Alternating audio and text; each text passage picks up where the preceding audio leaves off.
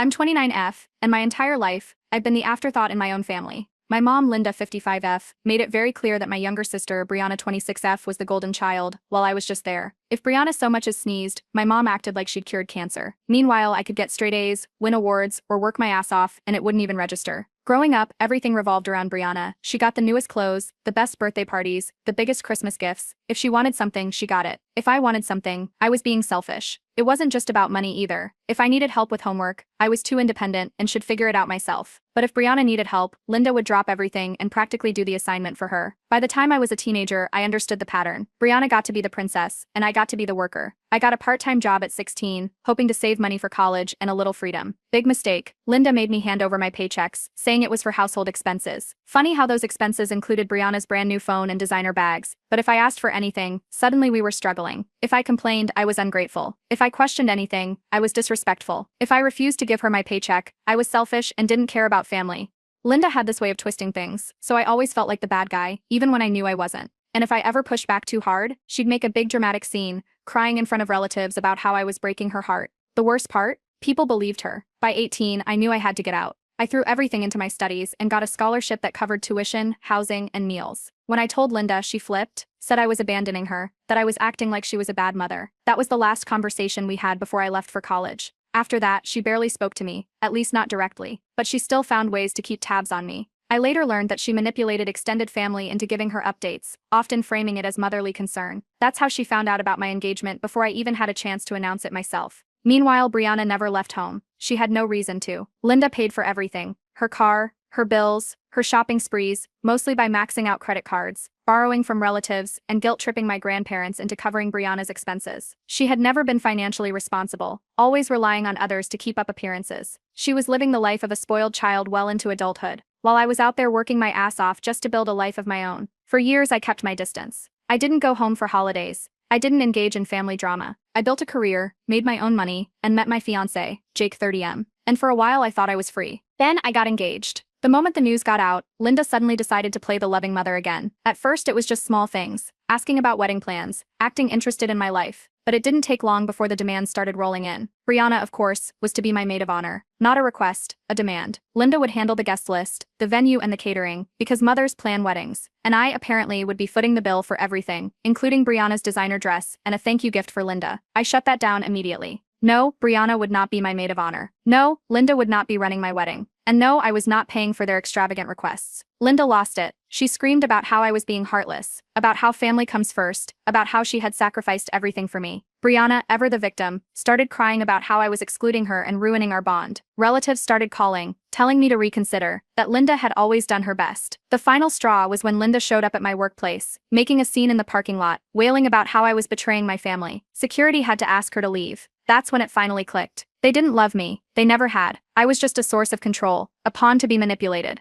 And now that I had a life of my own, now that I was out of their reach, they were panicking. That's when I made my decision. I wasn't just going to walk away. I was going to make sure Linda felt the same helplessness she had forced me to endure for years. After the public meltdown in my workplace parking lot, Linda went silent. For a few days, no calls, no messages, nothing. But I knew her too well. She wasn't giving up. She was waiting for me to come crawling back. That's what she expected. That's what I had done in the past. This time I had a different plan. I sent her a text, short and to the point. Said I didn't want to fight anymore, that I hated how things had turned out. I wanted to talk, just the two of us, and find some middle ground. I even threw in a line about how family should come first. She took the bait immediately. Within minutes, she responded, all magnanimous and smug. She agreed, but of course she dictated the time and place, an upscale restaurant she liked to show off at. Typical Linda move. She wanted me on her turf, where she felt in control. The night of the dinner, I played my part, walked in looking worn down, like I was ready to fold. Linda was already seated, sipping a glass of wine, smiling like she'd already won. The moment I sat down, she launched into a speech about how she had been waiting for me to come to my senses, how she always knew I'd regret pushing her away, how all she wanted was what was best for me. I let her talk. She made sure to slip in plenty of jabs, how difficult I had always been, how Brianna never caused her these kinds of headaches, how a mother's love was unconditional, even when her own daughter made horrible decisions. I just nodded, playing the role of the remorseful, defeated daughter. When the conversation lulled, I steered things toward money. Casually brought up how I had been struggling with unexpected wedding costs. Hesitated, looked down like I was embarrassed. Then I let it slip, how I might need to take out a loan, how things were tight, how I wasn't sure how I'd make everything work. Linda was practically glowing. She leaned in, suddenly oh so interested in my situation. She started talking about how finances had always been so difficult for me because I never accepted her guidance. Then she dropped a casual bomb, how Brianna had never had to struggle like that because she made the right choices. I knew exactly what that meant. Brianna had never struggled because Linda had funded her entire life. Rent, car payments, vacations, shopping, everything. I sat there, letting her ramble about how easy Brianna had it, how she never had to worry about money. Meanwhile, I had been working multiple jobs in college, budgeting every dollar, scraping by just to survive. I had never been great at manipulation. Linda had always been the one pulling the strings. But after years of watching her tactics, I had learned a thing or two. So I played my part carefully, sighing as if I were struggling, hesitating just long enough to make her think I was vulnerable. Then I asked for help. Not much, just a loan to cover some unexpected costs. $10,000. I'd pay her back, of course. I just needed a little breathing room. Linda barely contained her excitement. She let me squirm for a minute, pretending to think it over, then laid out her terms. She'd be happy to help, on the condition that I did things her way. Brianna would be my maid of honor. She would handle the guest list. She would have a say in the venue. She even hinted that I should move closer to home, so we could rebuild our relationship.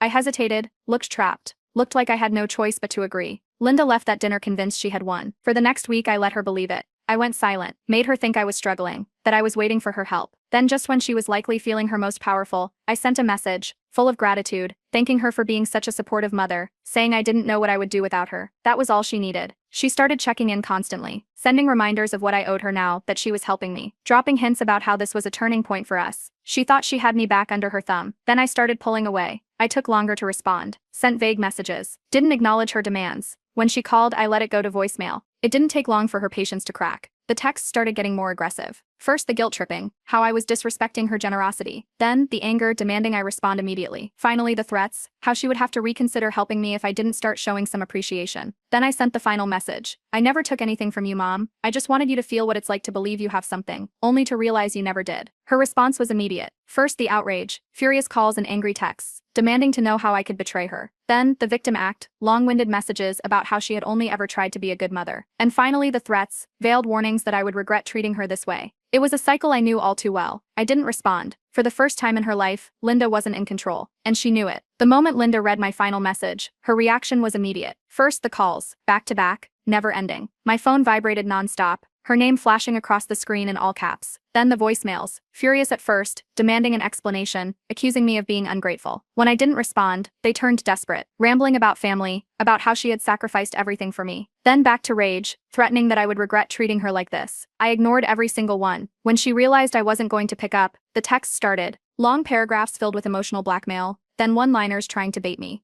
Finally, after hours of silence from me, she stopped. But Linda wasn't the type to accept defeat. By the next day, I started getting messages from extended family. Some were confused, asking if everything was okay between me and my mother. Others were outright hostile, parroting Linda's words, how I had scammed her, how I had used her kindness against her. That's when I knew. She had flipped the script. In her version, I had come crawling back to her, begging for money. She, being the ever-forgiving mother, had agreed to help me, only for me to turn around and stab her in the back. She played the heartbroken victim, spinning a story where I was the selfish, greedy daughter who had manipulated her own mother for financial gain. And some people believed her. But not everyone. A few relatives, the ones who had seen through Linda's act over the years, started messaging me privately. They weren't falling for it. Some even apologized, saying they should have spoken up sooner about how she treated me growing up. Meanwhile, Brianna finally entered the scene. Her first message was short, just a single line about how I was tearing the family apart. When I didn't respond, she sent more. Guilt-tripping, emotional manipulation, dramatic statements about how she had never seen Mom like this before, and how I needed to fix things. I ignored all of them.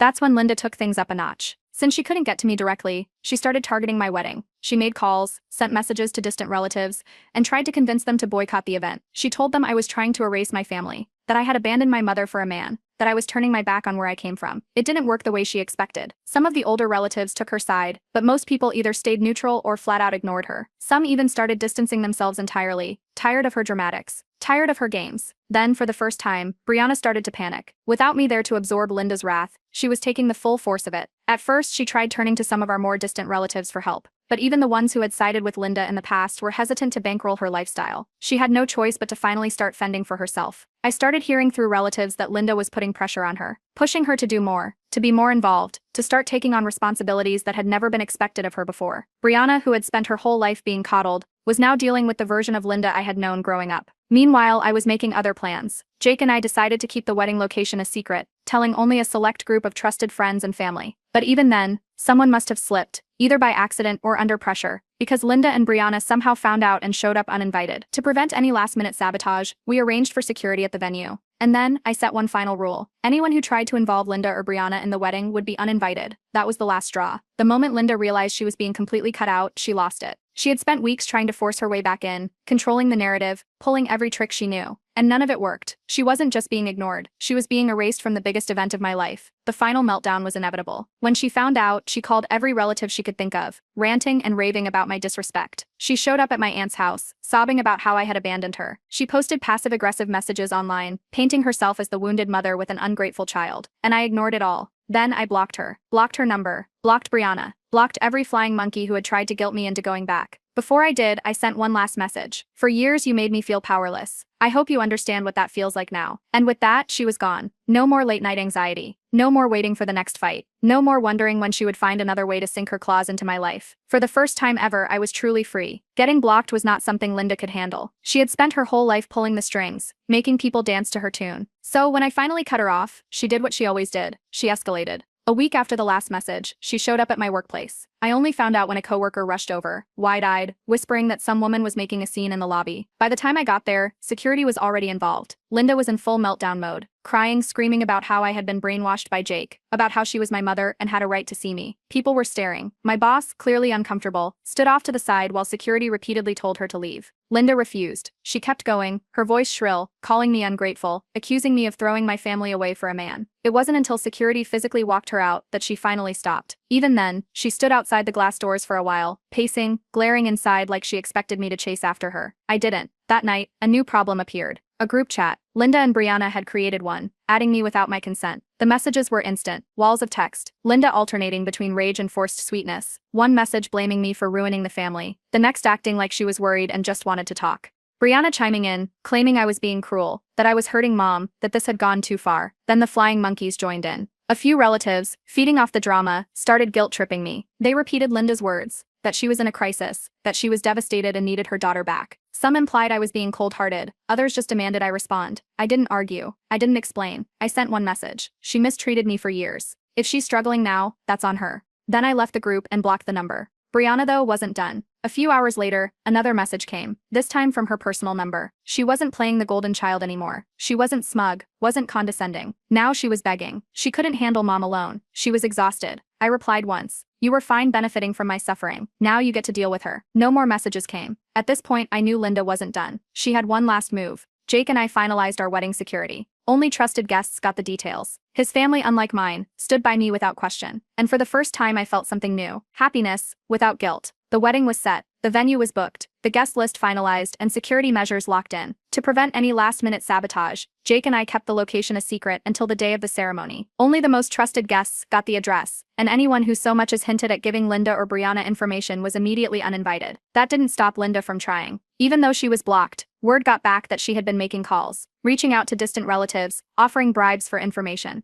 She played the devastated mother, telling them she deserved to be at her daughter's wedding, that I was being manipulated into shutting her out. Most people ignored her. A few distant relatives entertained her antics, but no one was willing to risk their invitation by spilling details. That didn't stop her either. The day of the wedding, everything went smoothly at first. Guests arrived, smiling, excited. The atmosphere was warm, filled with love. Jake's family was nothing but supportive, and for the first time, I was surrounded by people who genuinely cared. Then, about an hour before the ceremony, security informed us that two uninvited guests had arrived. Linda and Brianna. They showed up at the entrance, dressed like they belonged there. Linda in an over-the-top formal gown, looking like she was hosting the event instead of crashing it. Brianna standing beside her, arms crossed, face red with frustration. They didn't even try to be subtle. Linda demanded entrance. Loudly, she told security that this was her daughter's wedding, that it was her right to be there. When that didn't work, she switched tactics. Tears, wailing about how she had been cut off, how she just wanted to see her baby get married. Security didn't budge. Brianna tried next. She whined about how this was so unfair, about how I was ruining the family. When security shut her down, she got angry, accusing them of disrespecting their own mother. The commotion drew attention.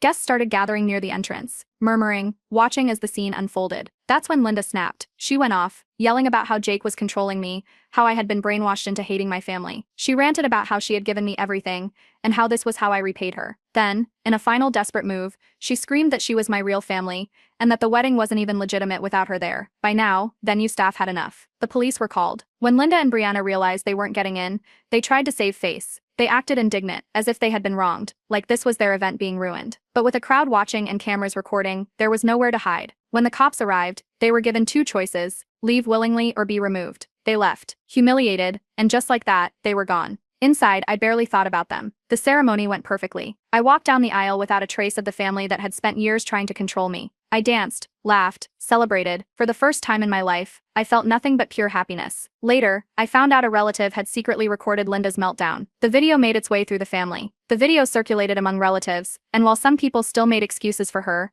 others started rethinking their stance. A few who had always defended her finally admitted that maybe, just maybe, she wasn't the devoted mother she claimed to be. Brianna, once the golden child, was now just Linda's accomplice in humiliation. The shame was too much. She stopped contacting most of the family altogether. I made one final move. I deleted every lingering connection to them. No more explanations. No more guilt. Just peace. And to make things even better, Jake surprised me with tickets for our dream honeymoon. It wasn't just a vacation. It was the start of a life where Linda had no place. After the wedding fiasco, Linda's reputation took a serious hit. Some relatives started distancing themselves, tired of the drama. Others still defended her, but even they couldn't ignore the way she had publicly humiliated herself. She still had enablers, but the number was dwindling. For years she had played the devoted mother, the misunderstood victim, the selfless woman who just wanted her family together. But now everyone saw her for what she really was. The relatives who had once entertained her sob stories started pulling away. The ones who had believed she was the heartbroken mother realized she was just another controlling narcissist who had finally lost her grip. She wasn't getting sympathy anymore, just avoidance. And without me in her life, without the emotional supply she had relied on for so long, everything started falling apart. The first thing to crumble was her finances. Linda had never been responsible with money. She had lived off the generosity of others, manipulating family members into bailing her out whenever she needed.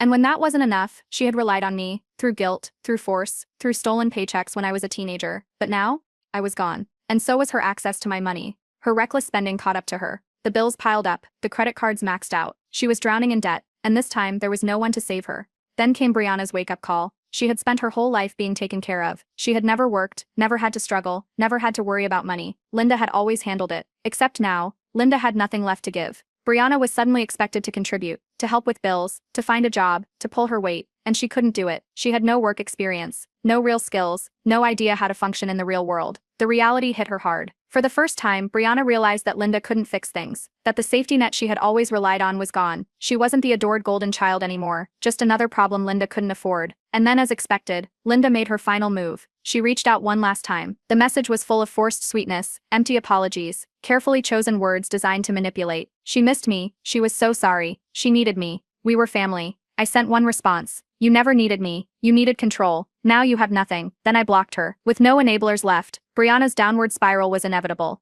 She burned through what little money they had left, hoping Linda would magically fix everything.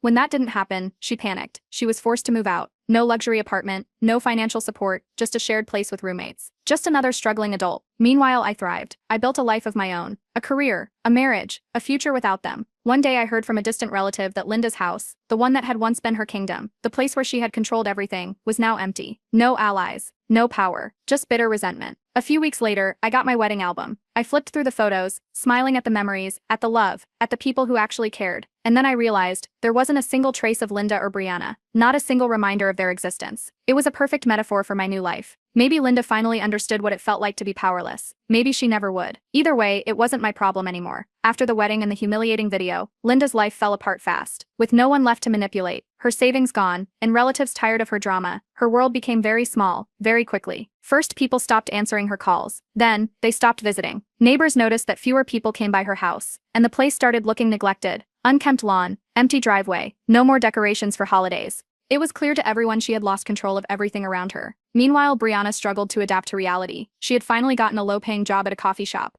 It was the first job she'd ever had, and reality was harsh. She complained constantly to coworkers, customers, anyone who listened, about how unfair life was. But no one felt sorry for her. She was now just another person struggling to make ends meet, with no special treatment. As Brianna started figuring things out on her own, Linda became even more desperate. Without me or Brianna under her thumb, her options ran out. And then, predictably, Linda made one final attempt. A text appeared from an unknown number. The message seemed calm, gentle even. Linda wrote that she had been very sick lately and didn't know who else to turn to. She needed my help. It was the kind of emotional manipulation she had used my entire life, the classic "I'm sick" routine. But I knew her better than that. Instead of responding right away, I reached out quietly to a mutual family friend who still checked in on Linda occasionally. I didn't explain why I was asking, just casually mentioned I'd heard Linda wasn't well. The friend laughed, confused, and said Linda was perfectly fine, aside from complaining nonstop about how unfair life was. That was all I needed to know. I sent one short reply back to Linda's new number. "You're not sick, you're just out of people to manipulate." Then I blocked her number again. Word got around quickly. Once the remaining relatives who had still given Linda a chance heard she had lied about being seriously ill, they lost patience too.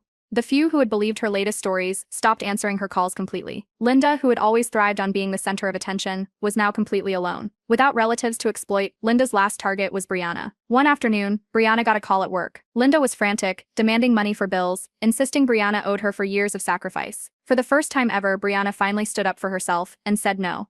It was a turning point. Brianna realized that Linda never really cared about either of us, just control. With that realization, she packed her things, left their shared apartment, and changed her number. She completely cut Linda out. Linda had officially lost everyone.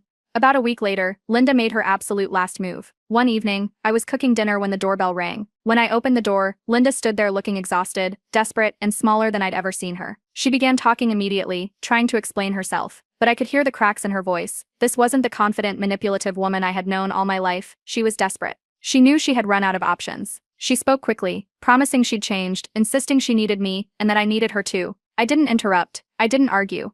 I didn't say anything until she finally stopped talking, waiting expectantly for my reaction. I looked her straight in the eyes and said clearly, "You did this to yourself," and then I quietly closed the door. I stood silently behind the door for a moment, expecting her to bang on it, scream, or demand I listen. But she didn't. She just stood there for a few minutes, probably waiting, hoping I'd come back out, hoping I'd give her another chance. But I didn't. Eventually she walked away. That was the last time I saw her. In the following weeks, I heard from distant relatives and mutual friends that Linda had become a bitter, lonely woman. She still tried calling around, still tried playing the victim, but nobody listened anymore. She had finally pushed everyone too far. As for me, something changed that night. I didn't feel angry, guilty, or even relieved. I felt nothing. Linda's manipulations no longer had any effect on me. The lifetime of her control was finally over. She had no more moves left to make. The house she'd once ruled over was now empty and silent, filled only with memories of what she'd lost. Her kingdom had collapsed, and she had no one left to blame but herself. And for me, life was finally mine to live, completely free from her shadow. The night Linda stood outside my door, waiting for me to change my mind, was the last time I ever saw her. But I knew that if I didn't take precautions, she would try to find another way back into my life. The first thing I did was sever any lingering financial ties.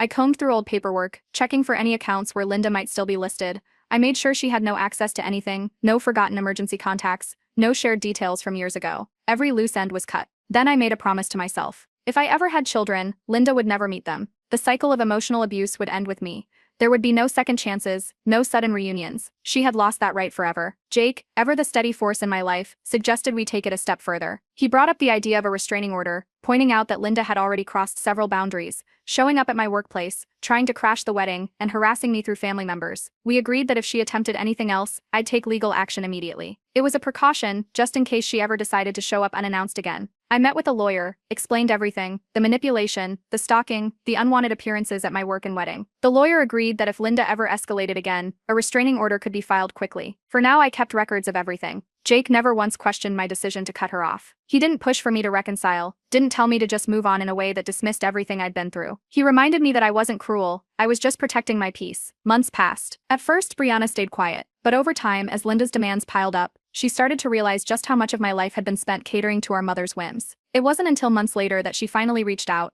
not with a dramatic plea or an accusation, but with a quiet email that admitted she was beginning to understand what I had gone through. Short, blunt. She wasn't asking for forgiveness, and she wasn't making excuses. She simply admitted that she finally understood what I had gone through. That growing up as the golden child had blinded her to what Linda had been doing to me. That for the first time in her life she saw the truth. I read the message once. Then I closed it. I didn't feel anger, but I also didn't feel the need to respond. Some bridges were meant to stay burned. As for Linda, her isolation became permanent. Word spread that she had become the woman nobody wanted to be around, bitter, alone, and still blaming everyone else for her misfortune. But the difference now, I didn't care. Her tantrums, her sob stories, her attempts at control, they meant nothing to me anymore. Jake and I thrived. My career flourished. Our home was peaceful. For the first time in my life, there was no drama, no guilt, no manipulation hanging over my head. On our first wedding anniversary, we sat on the beach, watching the waves roll in, and it hit me. This wasn't just the anniversary of my marriage. It was the anniversary of my freedom. Linda's future? Not my problem. Maybe she'd change. Maybe she wouldn't. Either way, she wasn't my burden to carry. I started therapy, unpacking the years of damage she had done, not because I wanted to forgive her, but because I wanted to make sure she never had power over me again. And with every passing day, I realized something incredible. I wasn't afraid of her anymore. I wasn't waiting for the next explosion, the next guilt trip, the next act of sabotage. For the first time, I was really living. Linda had spent her whole life trying to control me. In the end, she had destroyed herself instead. And that was the ultimate revenge. I'm a 38-year-old mother of 3, 14, 12, and 9. And if there's one thing I've learned over the years, it's that family bonds mean nothing when only one side is doing the work. My father, Richard 62M, was never a great dad, but lately, he's been determined to play the role of a loving grandfather, at least when there's an audience. Growing up, my relationship with Richard was distant at best. He wasn't outright cruel, but he was the kind of father who made it clear that his comfort mattered more than anything else. He worked long hours, but even when he was home, he was emotionally checked out. If I needed help with homework, he was too tired. If I wanted to talk about my day, he'd nod absently while watching TV. My mother held our home together, making up for what he lacked. Then, when I was 16, she passed away. Richard barely waited before moving on. Within a year, he had remarried a woman named Diane 58F, who had 2 kids from a previous marriage. And just like that, my family was no longer mine. Diane was loud, opinionated, and obsessed with image. She treated me more like an inconvenience than a stepdaughter. And Richard didn't just let it happen, he encouraged it. Diane's children became his priority, and I was pushed to the background. I moved out as soon as I turned 18. No fights, no dramatic last words. I was just done. I went low contact, got a job, built my life, and eventually met my husband, Mark 40M. We built something solid together, had our 3 kids, and honestly, I didn't think much about Richard. He made his choices, and I had my own family now. Then, a few years ago, he started trying to reconnect. At first, I thought it was guilt finally catching up to him, but I quickly realized it was about appearances. His friends were becoming grandparents, posting about family trips and bonding moments, and suddenly, Richard wanted in on that image. But not in the way that actually mattered. He didn't want to know their interests, help them with school, or be a presence in their lives. He wanted them for the photo ops. He'd make big promises about taking them places, then cancel last minute. He forgot birthdays. If he did show up, it was all surface-level interaction, nothing genuine. My kids noticed, but Richard expected respect and admiration from them, just for existing. The final straw came when he invited them for a weekend getaway. My kids already had commitments, a school play, a soccer game, but when I told him, he exploded. He called me selfish for not making them available to him. Then came the real accusation. He said I was turning them against him. He claimed I was making them cold, ungrateful. Diane and her children, who barely even knew my kids, jumped in, calling me dramatic and accusing me of playing the victim. That's when I realized I was done. If Richard wanted to know why the kids didn't prioritize him, he could hear it straight from them. It just so happened that Diane was planning her annual family appreciation dinners, a tradition she loved, where she got to play the perfect hostess and celebrate family bonds. We were rarely invited, but this year I caught wind of the dinner from a cousin and decided to ask Diane directly if we could attend. She hesitated but, likely not wanting to appear rude in front of others, extended the invitation. Richard was thrilled. He wanted to show off his grandkids to his friends. He had no idea what was coming. Before the dinner, I sat my kids down. I told them there was no pressure, but if their grandfather asked why they weren't close, they could tell him the truth. No need to be mean, no need to argue, just be honest.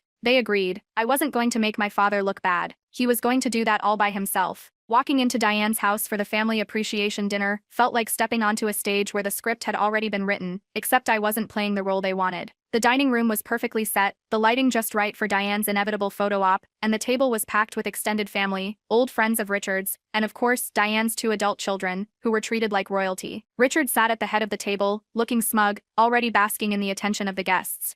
Diane, on the other hand, looked less than thrilled to see me and my kids. Her tight smile barely masked her irritation as we walked in. My step-siblings barely glanced up, more interested in their own conversations. It was immediately clear that we weren't expected to actually be part of this family appreciation event. We were props, nothing more. The moment we sat down, Richard made a show of introducing my kids to his friends, speaking loudly enough that the entire table could hear. He talked about how much they'd grown and how he was so proud of them, like he had played any role in their lives. He even threw in some exaggerated stories about their accomplishments, things he hadn't even been there for. Diane wasted no time slipping in her usual comments. "It's so good to finally see you make time for family," she said, her voice dripping with condescension. It wasn't a compliment, it was a passive-aggressive reminder that in her eyes I was the one keeping my kids away. Richard took the opportunity to launch into a speech about the importance of family bonds. He spoke about how families needed to stay connected, how too many people nowadays forgot where they came from, and how true love and respect meant prioritizing family above all else. It was obvious who the speech was aimed at. His tone was full of the usual guilt-tripping, as if I had been the one refusing to be involved, not the other way around.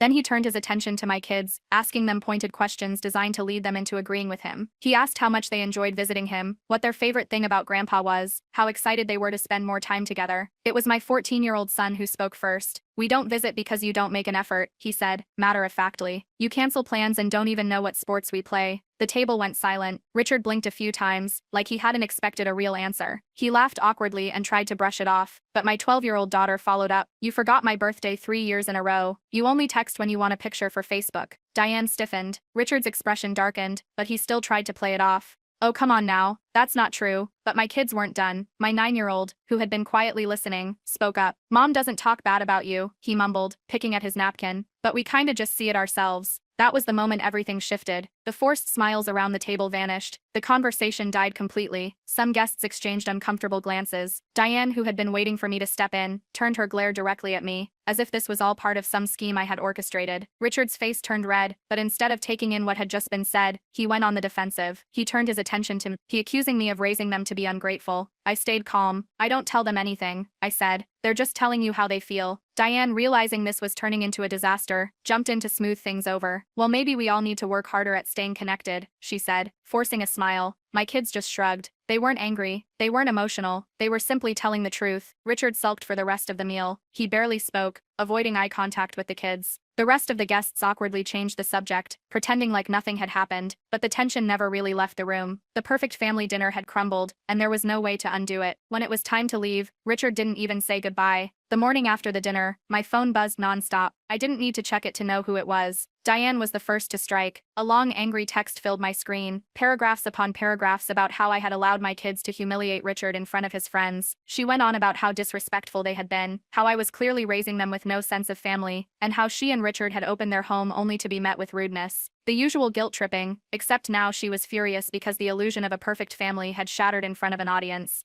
Not even 10 minutes later, Richard followed up with his own text. His was shorter but just as bitter. He accused me of setting him up, of embarrassing him on purpose. According to him, I had fed my kids lies, twisted their perception of him, and used the dinner as a way to make him look bad. I didn't argue. I didn't defend myself. I sent one response. "You wanted to know why they don't visit. You got your answer." That should have been the end of it, but of course it wasn't. By noon, extended family was involved. My aunt texted, saying Richard was devastated, claiming I had ruined the dinner and hurt him deeply. My uncle chimed in with something vague about how family doesn't air grievances at the dinner table. A cousin I barely spoke to asked why I couldn't have handled things privately. Handled what? Exactly. My kids told the truth. That was it. Mark, my husband, read the messages over my shoulder and scoffed. "You did nothing wrong," he said, shaking his head. "They just don't like that they can't control the narrative anymore." Richard must have realized his angry texts weren't getting the response he wanted because later that afternoon, he called. I let it go to voicemail, but he tried again. The third time I picked up. His tone was completely different from the morning. He was calmer, almost careful with his words. He said he just wished I had given him a heads up before the kids confronted him. I reminded him that they weren't fed lines. They spoke from their own experiences. He sighed, then shifted tactics. He said he wanted to fix things. He didn't want to be cut off from his grandkids. He just needed another chance.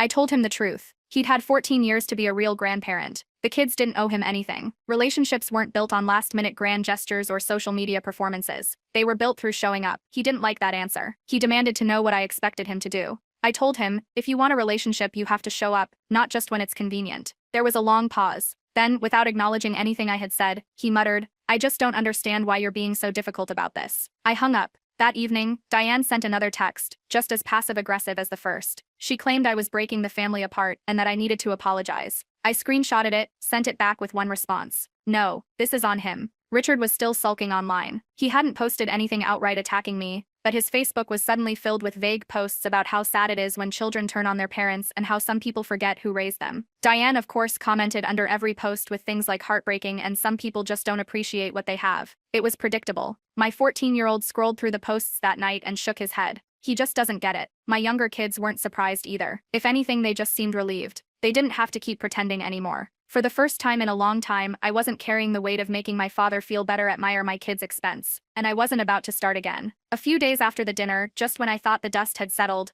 a long-winded email from Richard landed in my inbox. It wasn't an apology. It wasn't even close. The first few paragraphs were all about how he had never realized his grandkids felt this way. He acted like the dinner was the first time he had ever heard of any issues, conveniently forgetting all the canceled plans, the forgotten birthdays, and the years of him treating them like an afterthought. He accused me of deliberately keeping them distant and turning them against him. According to him, I had poisoned their minds and twisted reality. Nowhere in the email did he take responsibility. Nowhere did he acknowledge that his absence had consequences. It was just excuse after excuse, shifting blame while painting himself as the victim. I barely finished reading before my phone buzzed. Diane, of course. Another text, this time accusing me of poisoning the well and making Richard look bad in front of everyone. She claimed that I had set him up at the dinner and that I had always had some kind of vendetta against him.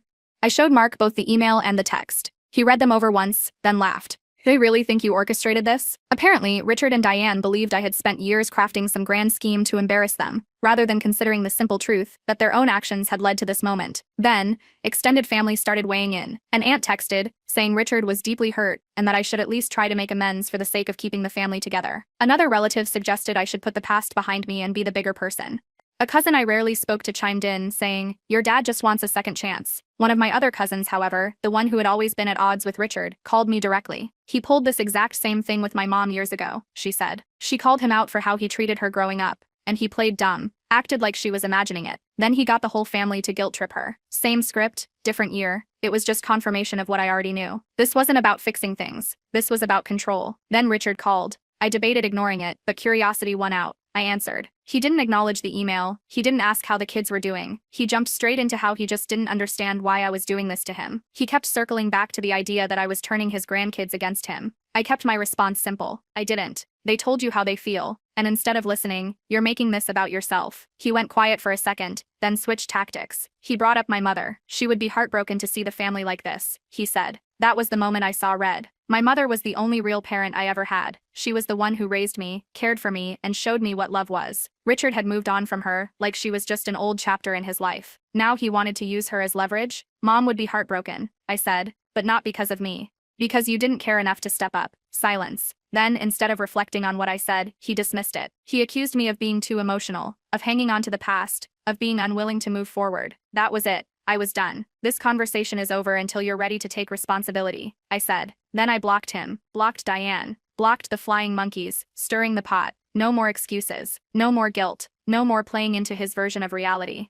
After blocking Richard and Diane, I figured things would quiet down. I focused on my kids, work, and actually enjoying the peace that came with cutting out the drama. But of course, that didn't last long. A week later, my aunt, Richard's sister, reached out. She invited me and the kids over for a small family gathering. She framed it as something casual, just a chance to reconnect. Something felt off. This aunt had never gone out of her way to invite us to anything before. But I decided to go. Maybe she just wanted to catch up. Maybe she saw through Richard's nonsense and wanted to show support. Or maybe, as soon as I walked in, I'd realize I had walked straight into a trap. The moment I stepped through the door, I knew. Richard was there. Diane was there. A handful of other relatives were seated in a semicircle, like they were waiting for some grand speech. It wasn't a gathering, it was a setup. Diane wasted no time getting started. She put on her best concerned voice and launched into something about how the family needed to move forward and repair relationships. She talked about how important it was to keep family bonds strong and how things have gotten out of hand. Richard, playing the wounded grandfather, shook his head and sighed. I just want to see my grandkids. You're keeping them from me. I barely had time to respond before my 14-year-old son, who had clearly had enough, spoke up. No, Grandpa.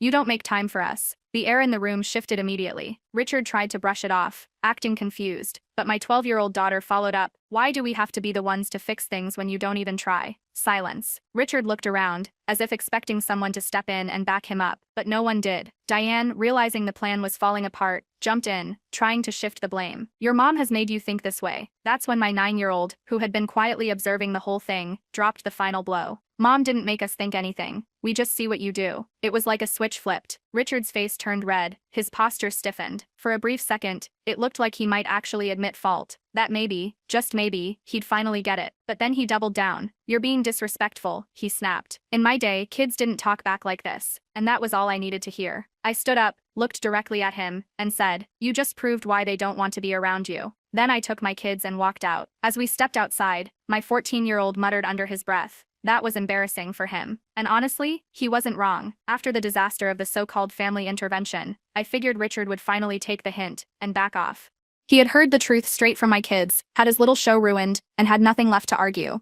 I was wrong. A week later, a message popped up from a friend. Did you see Richard's Facebook post? I hadn't. I had him blocked, but curiosity got the best of me. I checked through his spare account. There it was. A carefully worded post full of vague, passive-aggressive remarks about how some peoples forget who raised them and how family should always come first. It was his usual tactic, avoiding direct accusations while still painting himself as the victim. He wrote about how heartbreaking it was to be pushed away by his own flesh and blood after all he had done for them. It was classic Richard, rewriting the story to make himself the victim while conveniently leaving out every reason he was in this situation. Diane, of course, was right there in the comments, fueling the fire. Some people just want to hold grudges forever, she wrote, playing the role of the devoted wife standing by her poor, mistreated husband. Extended family and some of Richard's old friends started chiming in. A few bought into the act, offering sympathy and talking about how family should stick together. But something else stood out. Some of the younger relatives weren't having it. A cousin, who had always seemed wary of Richard, finally spoke up.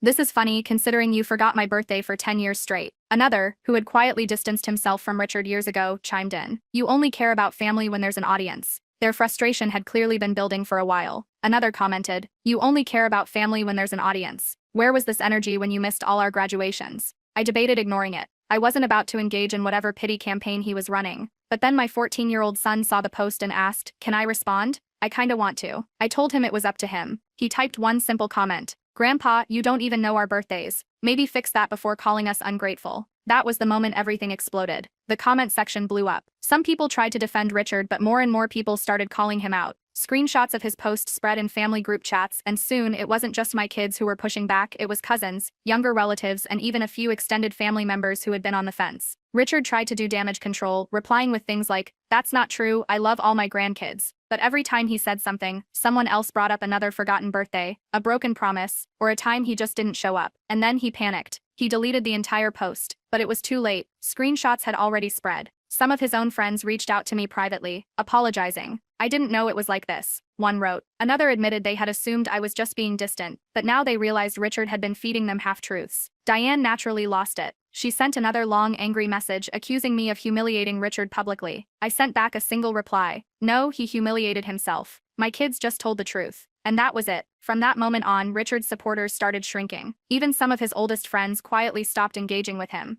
The pity party dried up. For the first time, I wasn't the one carrying the guilt. For the first time, I felt free. After the Facebook meltdown, I assumed Richard would lay low for a while. The public sympathy he was hoping for had backfired. His old friends were distancing themselves, and most of the younger relatives had sided with my kids. It seemed like the kind of situation where he'd just let it go. But as I had learned by now, Richard never truly let anything go. A week later, my cousin sent me a message. "Hey, your dad just posted some weird thing about wanting to do better." I checked from a spare account. Sure enough, there it was, a new Facebook post, written in the same overly dramatic style as the last. This time, though, he had shifted his tone. Gone was the angry ranting about ungrateful children. Now it was all about rebuilding family bonds and starting fresh. He didn't apologize. He didn't acknowledge anything specific. He just vaguely stated that mistakes were made and that he wanted to heal and reconnect. Diane, of course, was right there in the comments, backing him up. "We just want to be part of our grandkids' lives," she wrote, like she hadn't been stirring the pot the entire time.